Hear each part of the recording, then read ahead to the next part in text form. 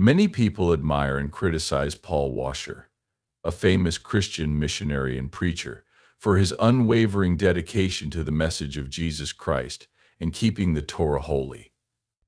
His teachings, especially about things like repentance, real faith, and the dangers of superficial Christianity, have made him famous. Washer was born in the United States on September 11th, 1961, and grew up in a religious but it wasn't a strictly Christian home, but he didn't seem to have a big impact on the conservative community around the world. He wanted to share the gospel, follow what the Bible says, and make a strong call to people and churches throughout his life and work to live their lives in. Paul Washer grew up in a religious family, but his faith was weak at best. This is common for kids who grow up in religious homes. Washer learned about Christian beliefs as a child, but it wasn't until much later in life that he had a deep spiritual change. This turning point happened while he was in college. He was in college at the University of Texas studying to be a lawyer when he heard the gospel more deeply and realized how bad his sin was and how much Christ loved him. When he became religious, his life changed dramatically. He quit his job plans and decided to live worshiping God all his life. Paul Washer wanted to be a lawyer from a young age. This is a common goal for people who want to make a difference in the world through law and justice. At the time, Washer probably saw becoming a lawyer as a way to make a difference in the world, do work that mattered, and maybe even work on justice problems. While Washer was in college, he heard the gospel, which made his plans to become a lawyer less important. During this time, he had a deep spiritual change and realized that his true calling was not to be a lawyer, but to serve God and spread the word of Jesus Christ. This change not only affected his religion, but also the direction of his whole life. Because of his love for, he became more interested in studying the Bible and sharing the gospel. This change was a reflection of a larger theme that many Christian leaders share, feeling called away from worldly goals and into full-time service washing. His newfound love for the gospel made his law studies less important, and his desire to share the word of Christ became the most important thing to him. He also became more aware of how. Many years later, when he was at the University of Texas, Washer had a huge spiritual awakening that changed his whole life. He realized that his desire to become a lawyer was based less on a deep calling and more on material goals. As he learned and thought about his life, he decided that he was being called to something bigger than himself or his impact on society. His experience with the gospel during this time changed the way he thought about life and its meaning. After this, he decided to go to school for theology to prepare himself for a life of service and became a member of Southwestern Baptist Church. Theological seminary gave him a Master of Divinity degree. This academic and spiritual training was very important in shaping Washer's religious beliefs and giving him a strong foundation for his future work.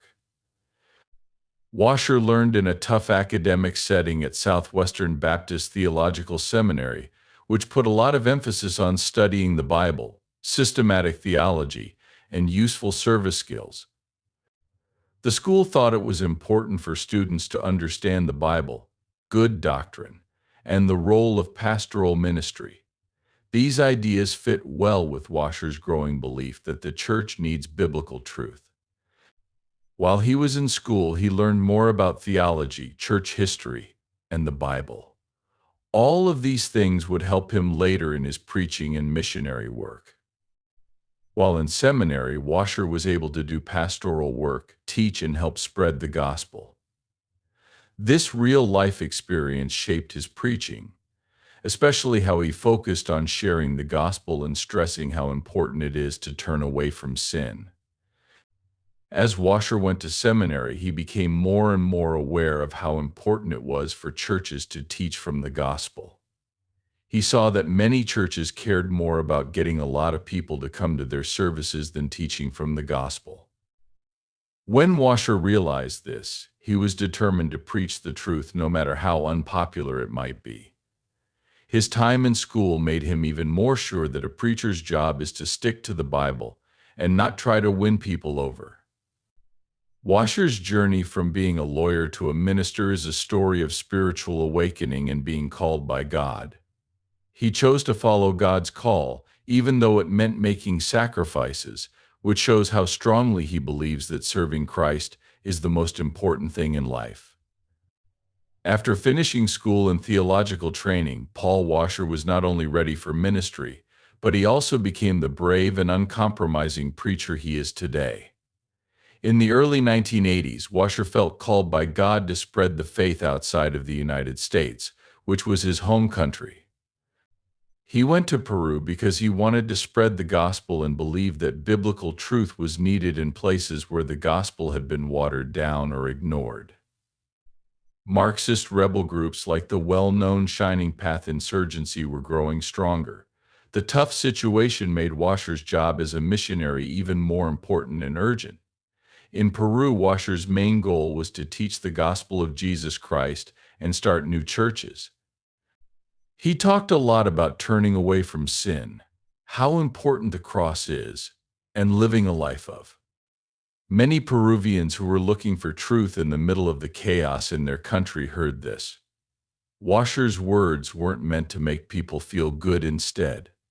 They told them the truth about sin and the need for real change.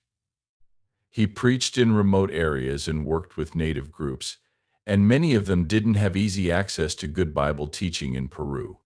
Washer did more than just teach while he was there.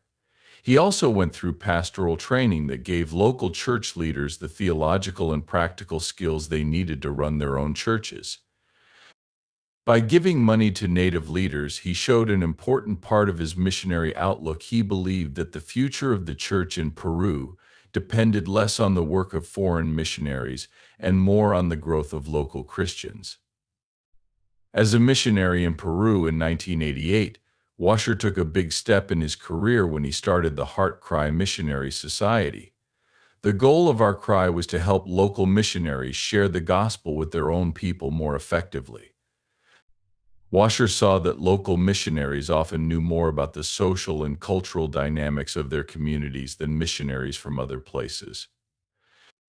Heart Cry's job was to give these native leaders the tools and money they needed to spread the word in their own countries. At first, Heart Cry's main focus was on Peru, but as the ministry grew, it spread to other places as well. Washer had bigger plans for Heart Cry than just South America. He wanted it to help people in Africa, Europe, Asia, and other places.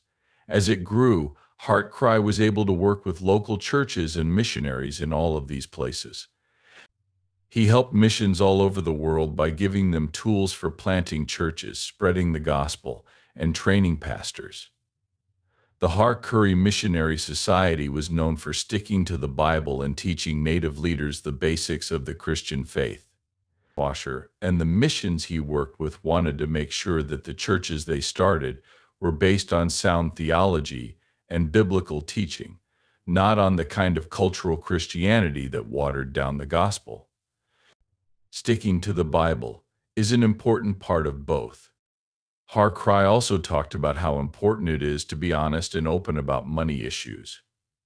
Washer made it clear that Heart Cry would not use any dishonest methods to raise money for charity work, which was different from many other groups that wanted to do the same. Instead, they trusted God to provide and relied on people who were dedicated to the goal of.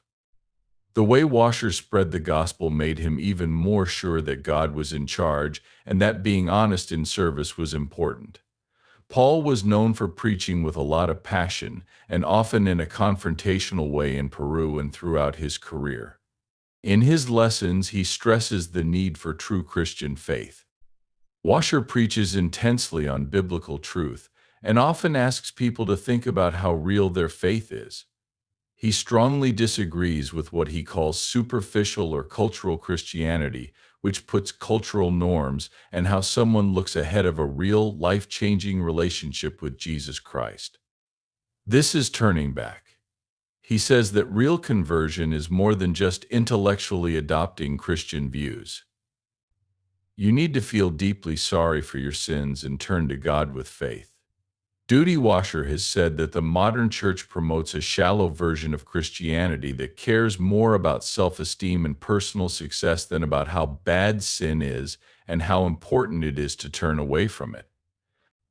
They are told that religion that isn't very serious is harmful, and they are urged to take the message of the gospel very seriously. Another main idea in Washer's lesson is that God is in charge. He teaches that God is in charge of everything, and that only God's kindness can save people. The way Washer sees God's power is closely linked to his rejection of people-centered ways of preaching and church growth that put. He believed that a preacher or a missionary's job was to faithfully preach the gospel and trust that God would make things happen. Washer also stresses how important it is to live a life that truly shows your Christian faith. He tells Christians to look at their lives through the lens of the Bible and live in a way that fits the calling they have received. Washer believes that being a Christian is more than just going to church and following a. If you really want to change, you have to follow Christ's instructions, try for holiness, and show that you have. As the Harriet Missionary Society grew, it spread to places like Africa, Europe, and Asia. Har Cry wasn't just meant to work in Peru. Washer also wanted it to work in other places where the gospel wasn't well known or where traditional Christianity got in the way of Bible truth. Washer and his team were able to work with missions in these places by making Har Cry bigger. In 2002, a Southern Baptist group asked Paul Washer to speak at a youth conference. Like many other youth events, the conference was meant to keep young people busy. Powerful preaching, music, and friendship got people interested, but Washer's lecture stood out because it was direct and uncompromising. It was very different from the messages of comfort and fun that a lot of youth gatherings have. At the start of his talk, Washer talked about how modern evangelism tends to focus on numbers and quick fixes. He asked the young people in the room to consider whether their faith was real or just a reflection of cultural Christianity, where people follow religious rules on the outside but don't change their hearts on the inside. He wasn't trying to make them feel good with his words. Instead, he was showing them how bad sin is and how important it is to turn away from it and become holy. One of the most interesting things about Washer's shocking youth speech was that he questioned the idea that praying or publicly declaring your faith was enough to save you. He said that these actions, even when done with good intentions, had led to a lot of fake conversions. A changed life marked by obedience to Christ, a desire for righteousness, and a deep understanding of how sinful one is before a holy God as proof of real salvation. Washer first gave his speech to a group of young people in his area, but it went viral after being posted on the internet. When combined with Washer's clear passion and belief, the message quickly went viral.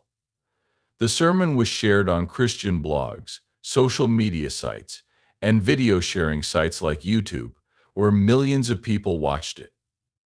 The shocking message for teens went viral, which made Washer one of the most well-known evangelical voices today. His message hit home with many young Christians who were disappointed by how shallow and entertaining the church had become.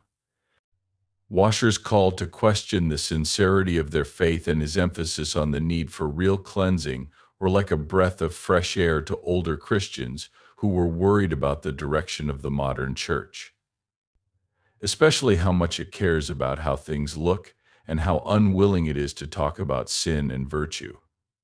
Many people were greatly moved by what he said.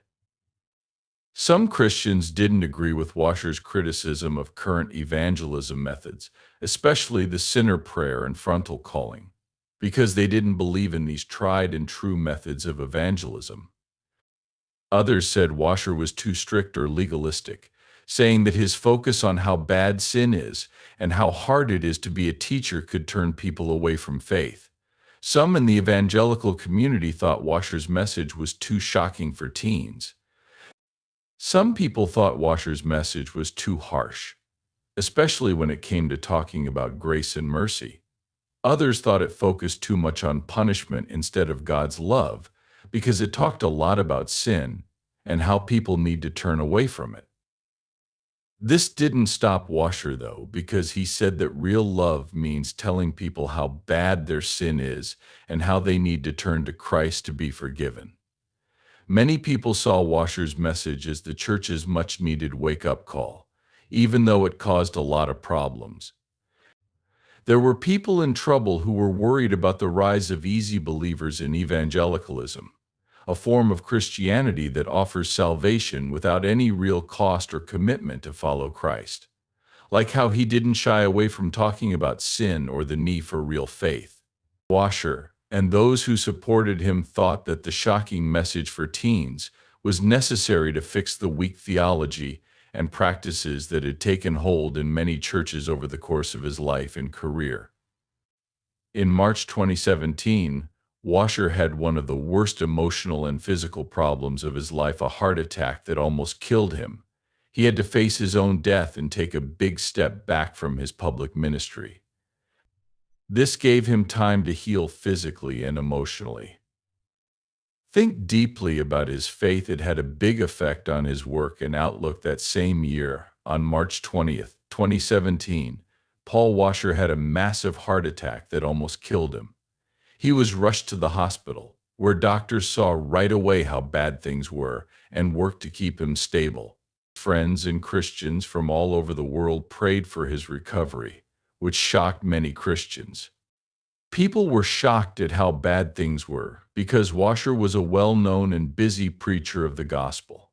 His health stayed very bad in the days after the heart attack, and he had many medical procedures to fix the damage the heart attack had done. Heart Crime Missionary Society stressed that Washer stayed true to his faith no matter what. His heart attack was both a medical problem and a spiritual test that would help him learn more about how to live his life. He had to take time away from preaching, teaching, and traveling for service, all of which kept him very busy. During this time of healing, Washer was physically weak because he had to get stronger and let his body heal. This forced pause was humbling for a man who was known for his active involvement in missionary work and his dedication to spreading the gospel. It also gave him time to think deeply about how short life is, how fragile it is, and how kind God is. In interviews and writings after he got better, Washer talked about how facing death changed the way he thought about life.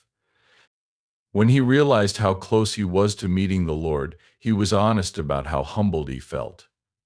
This experience made him even more sure of his deep beliefs about how short life is. Washer had spent decades preaching about eternity and how important it is to live for God.